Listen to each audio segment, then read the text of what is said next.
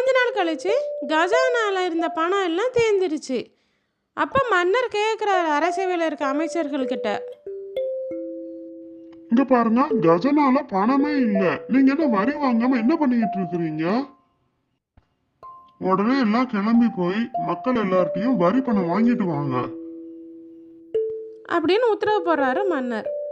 அப்போ அமைச்சர்களில் ஒருத்தர் சொல்கிறாரு, மன்னா, இது மாதிரி மக்கள் எல்லாம் ஊரை காலி பண்ணியே போயிட்டாங்க அப்படின்னு சொல்கிறாரு.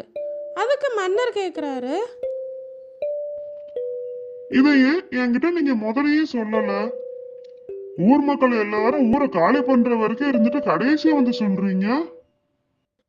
அதுக்கு அந்த அமைச்சர் சொல்கிறாரு, நீங்கள் மக்களை பற்றி பேசக்கூடாது அப்படிங்கிறீங்க, பேசுனா சிறையில் தள்ளிடுவேங்கிறீங்க, நாங்கள் எப்படி மன்னா சொல்ல முடியும், அதனால தான் நாங்கள் அமைதியாக இருந்துட்டோம் அப்படின்னு பதில் சொல்கிறார்.